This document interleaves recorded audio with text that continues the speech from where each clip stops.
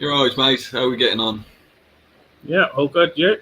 Yeah, not bad, mate. Not too bad. So right, I think our other guest has just arrived. So let me add her to the stream, and we'll crack on, buddy.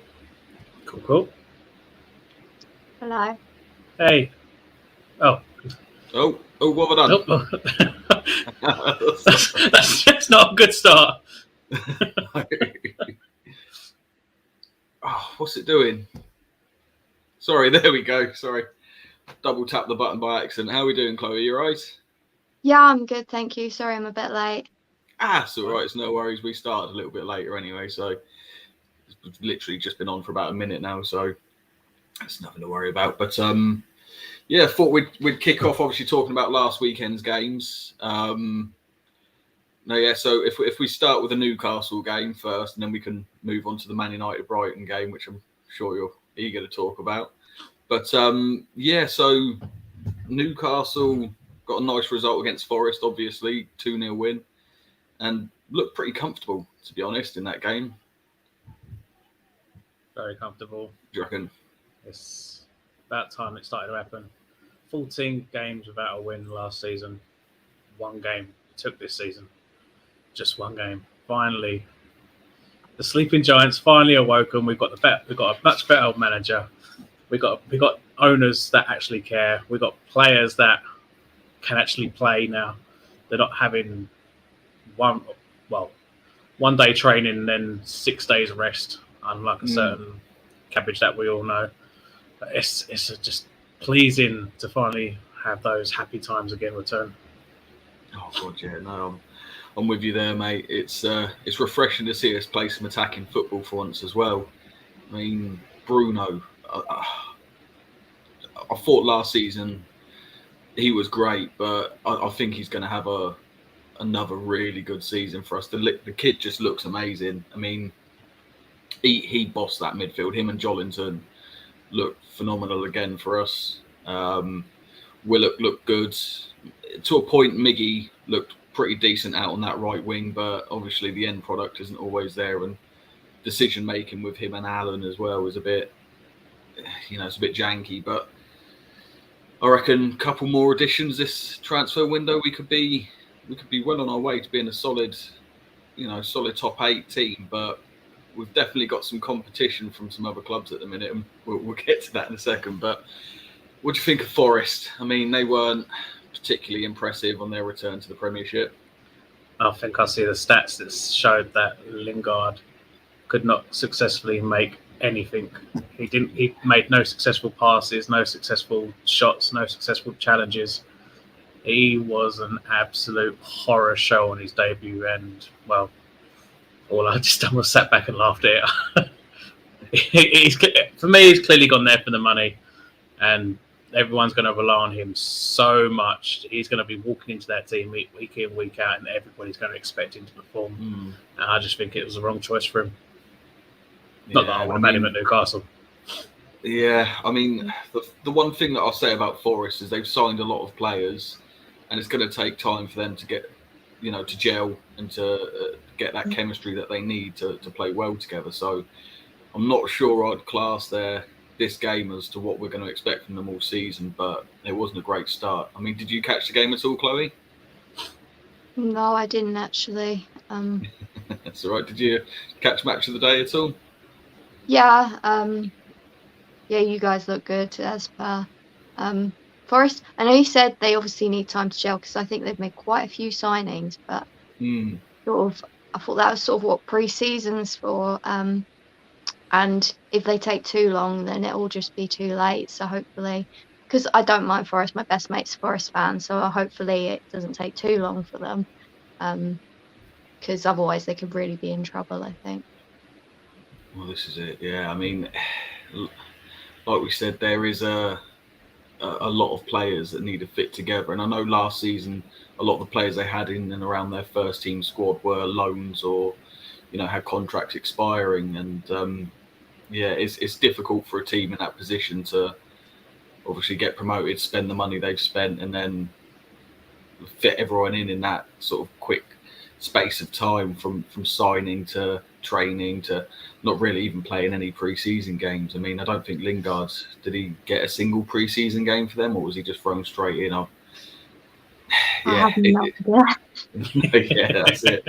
But I mean, it's a difficult one for them, but I have to admit, I've got a little soft spot for Forest. I mean, I like the underdog, so, and with them being one of the three that have just come up, most people expect him to go down, but I'd love to see him stick around a bit longer and do something like a Brentford or a Leeds and spend a few seasons up here again. But now we need to move on to, I think, some of the players from that game. I mean, did you see how good that midfield was for us? I mean, I can't talk enough about the midfield, to be honest. I could spend the whole video doing it. But yeah, I mean, between Bruno and Jolinton, we've got a great two there. But Willock did all right again today, didn't he? Yeah, I thought Willock did quite well. I've always had that haunting feeling ever since we signed Kennedy. We had a great first spell. That second spell was absolutely horrific. This it kind of started out the same way with Willock. We signed him on loan. He had an amazing second half of the season, scoring for fun for us, kept us up. We spent the entire summer transfer window just to bring him in, which I think even I put out videos of how much raged I was about that, where we needed more signings, not just Willock. And the amount of times we have to keep going in for Hamza Chowdhury, which wouldn't surprise me if we still try and go in for a loan offer for him. But it started off, he wasn't doing that well. I'm thinking, no, this is going to go the same way. But he picked that form up again. We get Matt Target, and then I'm thinking the same thing again because we signed him on a permanent deal. I'm like, I'm not a big fan of loan moves. I really ain't. But these guys, they've got a new sense of belief in them. They got more confidence in them. It shows that with the right manager, the right tactics, the better coaching team, that you're going to get the best out of each player. And we've seen that with Willock. We've seen that with Jolinton. Everybody hated Jolinton. We all wanted him out. Me personally, I still want Chris Wood out. I absolutely can't stand the bloke. ML Craft, I think we all wanted him out. But look at that, what transformation he's been. Every single player has transformed under Eddie Howe. To be fair, I didn't think Eddie Howe was the right choice for us at the start, but how he's changed my mind on his way of playing. I love the attacking play. I love the 4-3-3 formation. We've got a great team. We've got a great... You could probably say we've not... By the look of the team, it's not the best team that could be in the top 10, but the way that we play, it says a whole different story. Oh, God, yeah. Well, I mean, the only reason I sort of mentioned the midfield again is obviously the news has come out quite recently this evening that John Joe Shelby's out for 12 weeks, potentially. So it's looking like we'll probably end up keeping Elliot Anderson.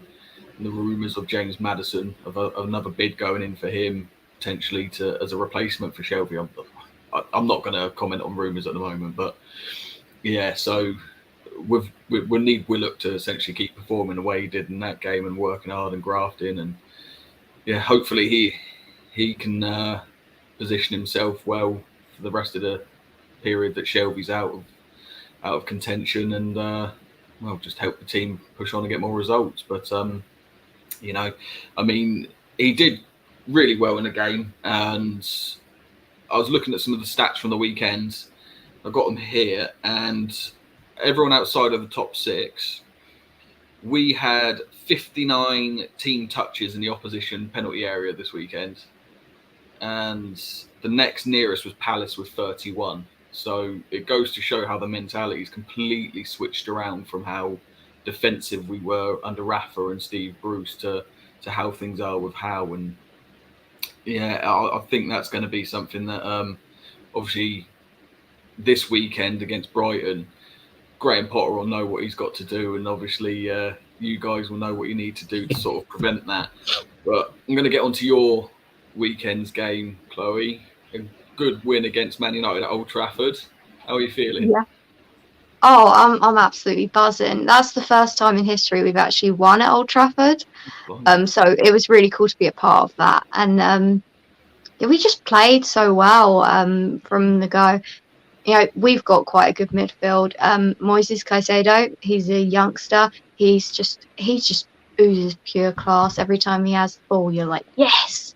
And I think Potter was quite clever. We did play quite a few sort of long balls that we haven't been in the past so much. And yeah, we got behind their defence a couple of times. Gross, he's just been amazing recently, which is weird because I was sort of thinking he was coming to the end of his Brighton career, and then at the end of last season he started playing really well and scored a goal. And we re-signed him in the summer, gave him a new contract, and since he's come back, he scored 2 goals against United. He scored 6 goals against United in total now. Yeah. He's just such a good, dependable player, and Oh, he yeah. doesn't have pace really at all. So people underestimate him, I think. And just everyone looked so good. It was such a good team performance. You know, Welbeck, Trossard, Lallana, who honestly, when I saw him in the lineup, I was like, oh God, no. Because last season, in a few games he played, he was quite sloppy. He did that weird thing where he came on for like 50 seconds against Liverpool and then got subbed off. That was really weird. So I wasn't too keen when I saw him in the lineup. I was like, and I don't think we don't have a very good record when Gross and Lallana play, but the way they worked together against United was just amazing. And yeah, it was a great game. Although I was so nervous when we were, I was so nervous when we were 2-1 down. I was like, oh God, if they equalised, it was going to feel like a loss, which is weird because I probably would have taken a point going into it. But once you're winning, you want to win, don't you? Oh, God, Definitely. And it was just a pure elation when that final whistle went. It was like, yes, we've got the 3 points. And yeah, it was amazing. Yeah, I have to say, I did catch the game, and you played really well. I'm a little bit worried about this week, and I have to admit, I know we're off the back of a decent run this year, but that Brighton team, it troubles me slightly, especially with Graham Potter in charge. I think he's top class manager. But going back to what you said about Gross and how he scored 6 goals against United, I read somewhere it was something like 37% of his Brighton goals have been against Man United. So it shows it's a team that he does like playing against as well. But yeah, no, I mean, I think Lewis Dunk as well was terrific for you guys. An Yeah. absolute rock in the middle of that defence. He's been really good. Very impressed by him. Like you said, Trossard as well. Yeah, I know he's been linked with some teams like Arsenal as well, but no, I mean you've got a very, very strong team there, and coming up against us next, or well, no, it's this weekend now, isn't it? So I'm still living on Sunday time, but yeah, I think it's going to be a very, very tight game. But the fact that you guys are at home, it's going to be the toughest test of early season for us. What do you reckon, Jay? It still haunts me, the 3-0 home and away, so I'm hoping we can get a bit of revenge on that one. Yeah, I mean, going back to the Man United game, I just had that thought in the back of my head that the moment they pulled one back, you was thinking, all right, VAR is going to work in their favour now. They're going to grab an equaliser, then you just know Ronaldo's going to jump up and get himself a winner. But no, I was rooting. I was basically celebrating when they scored both goals, and I'm not even a Brighton fan. And I was like, I just really want them to beat Man United. So I was actually pleased. They took their goals really well. Personally, I think the Man United goal that was ruled as an own goal, I think that should have been a handball. I feel that came off Dalot's arm, was it? I think it was. It did look like it. VAR did do nothing about that, so I think Brighton should have kept a clean sheet there. Well, it's one to worry about this weekend, and like you said, yeah, the goal that they scored is dubious. It is very dubious, but in the end, thankfully, it meant nothing for them getting that goal. So, fair play to Brighton this weekend. They were absolutely brilliant. So, yeah, I mean, I did have some stats up, but they've disappeared now, so I was going to read some off. Sorry. So, how are you feeling about this weekend, Chloe, coming into this game? Yeah, I'm a bit nervous. I think it's quite an evenly matched game. You guys have obviously been on a bit of a roll since since Eddie Howe came in and you signed a few players, and you just I travelled up to Newcastle last season when you beat us, and yeah, it does worry me a bit because I think it's going to be quite a tough game. But if we play how we did against United, we could get a result. I just hope you don't turn up, to be honest. So, what do you reckon? You got a score prediction in mind for the game that you'd like, or 3-1. To Newcastle, yeah? Okay. No, to Brighton. What about you, Jay? What's your thoughts, mate?